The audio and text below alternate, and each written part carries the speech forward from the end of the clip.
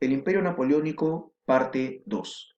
Como vimos la clase anterior, ¿sí? Francia se convierte en una gran potencia en Europa y, por qué no decirlo, en el mundo, gracias a la presencia de un militar llamado Napoleón Bonaparte, con el cual, después de su golpe de Estado, conocido como el 18 de Brumario, va a lograr expandirse Francia por una buena parte de Europa, mejor dicho, Europa occidental. Pero, como recordamos, ¿sí? También Francia tenía un país enemigo, vecino y enemigo a la vez, ¿sí?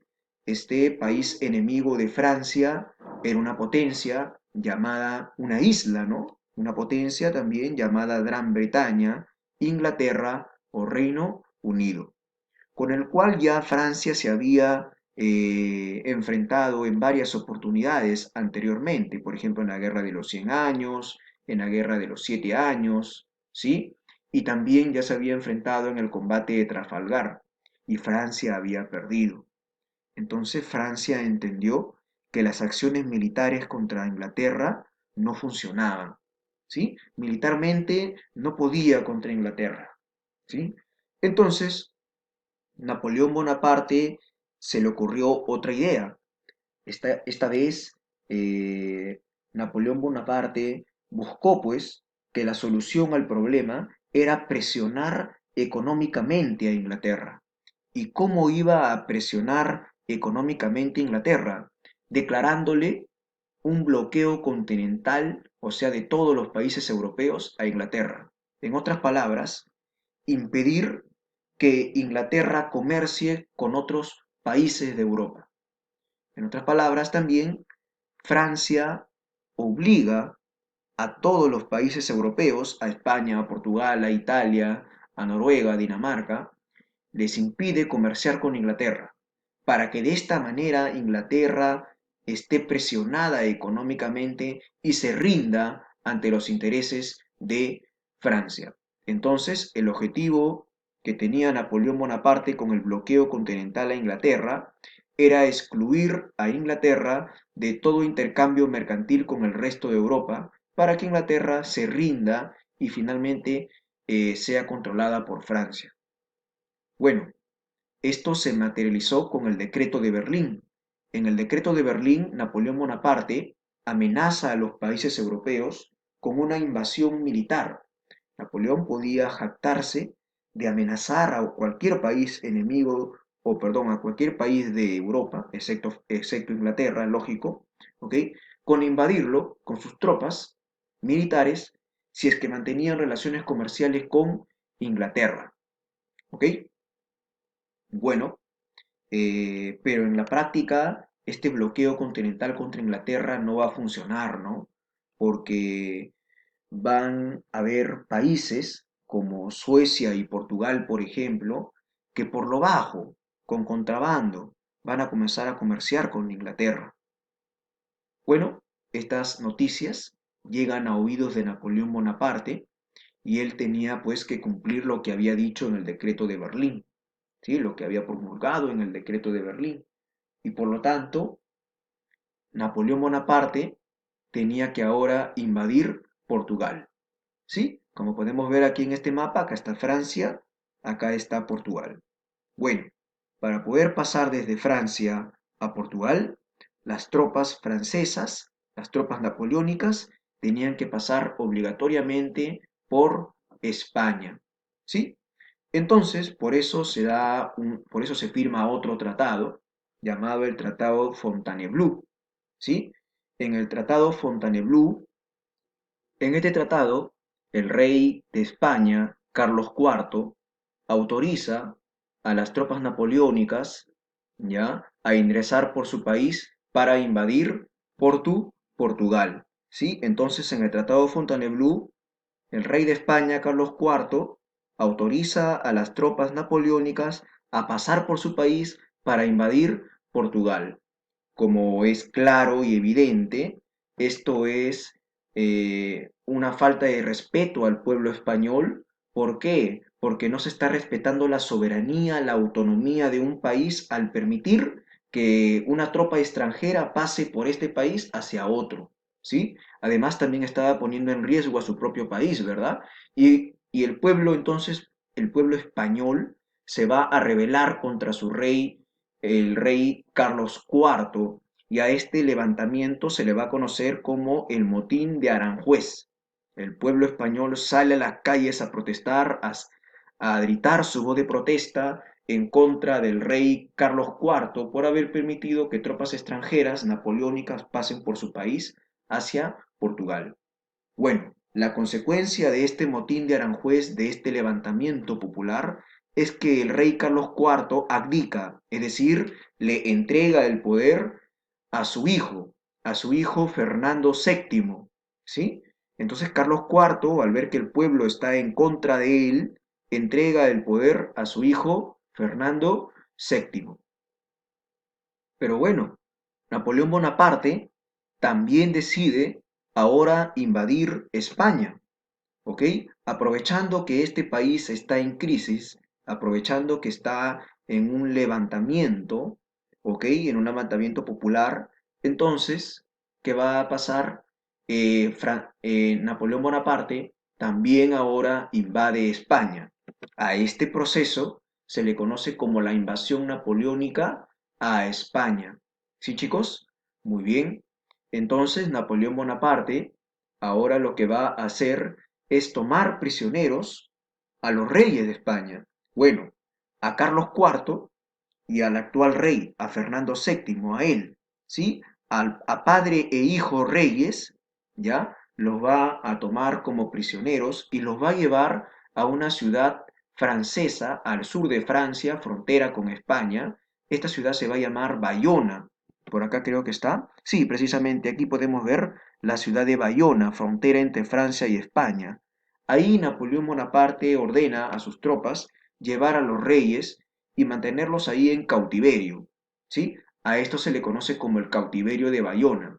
También se le llama la abdicación de Bayona porque es ahí donde Napoleón exige a Fernando VII renuncie al poder de España y le entregue el reino de España al hermano de Napoleón Bonaparte, ¿sí? El hermano de Napoleón Bonaparte se llama José Bonaparte, que luego de la dimisión de Fernando VII le entrega el poder a José Bonaparte va a pasar a llamarse ahora José I, el rey José I de España. Recuerda, José I de España.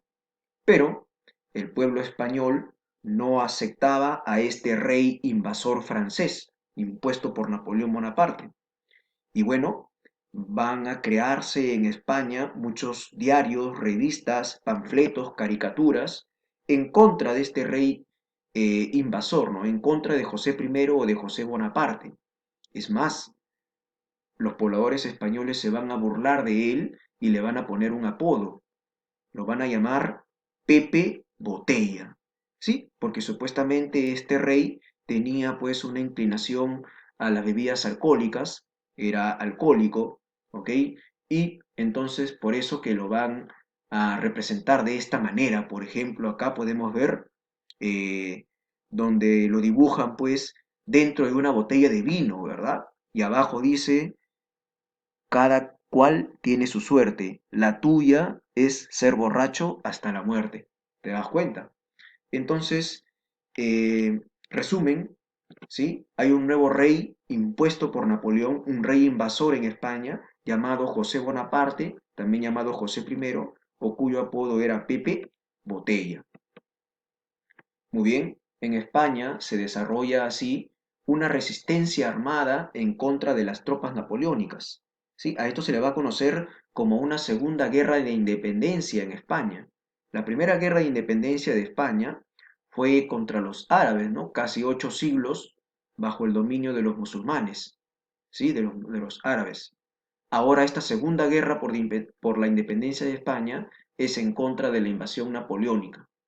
En España, por ejemplo, se van a formar unos congresos liberales llamados las Cortes de Cádiz, ¿sí?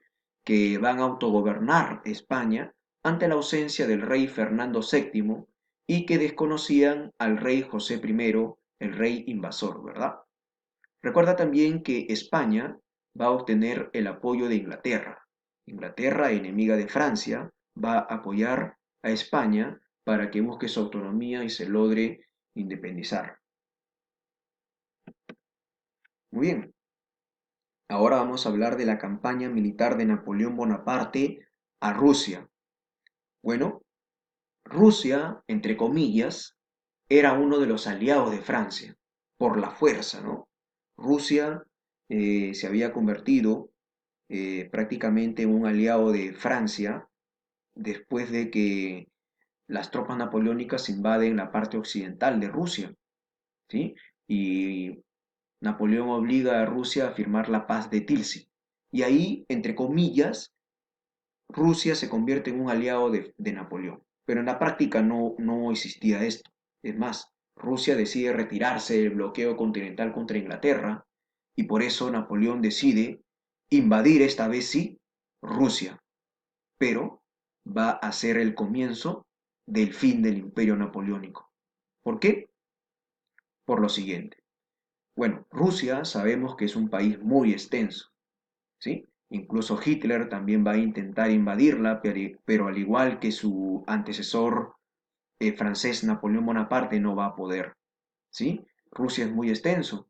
Los rusos, acá podemos ver, por ejemplo, la llegada de las tropas napoleónicas a Rusia, pero los rusos van a aplicar una táctica de guerra llamada la táctica de las tierras arrasadas o campos quemados. ¿En qué consiste esto? ¿Sí? El gobierno ruso ordena a que todos los pueblos, ¿ya? Eh, saquen todo lo de valor de sus ciudades, todo lo que sea utilitario o de valor para el ejército invasor sea destruido, quemado o inmediatamente sacado de ese lugar para que no sea de provecho de las tropas napoleónicas. En resumen, la táctica de tierras arrasadas consistía en no dejar nada que pueda ser útil para las tropas napoleónicas.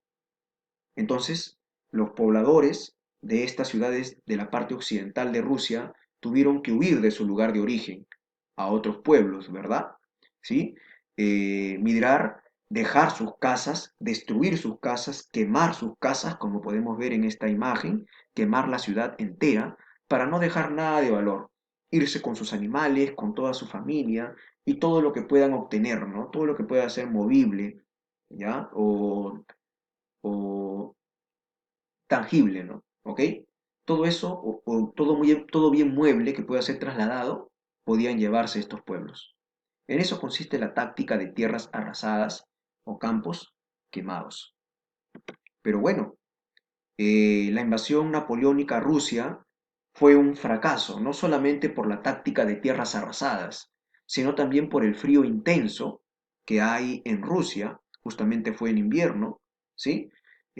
También la falta de alimentos, las enfermedades broncopulmonares y la falta de ánimo de los soldados de Napoleón, ¿no? La falta de ánimo de los soldados franceses. De los 75.000 soldados imperiales de Napoleón, murieron 60.000 y por lo tanto solamente quedaron en promedio 15.000. Y por lo tanto, esta campaña militar a Rusia por parte de Napoleón Bonaparte va a ser un fracaso.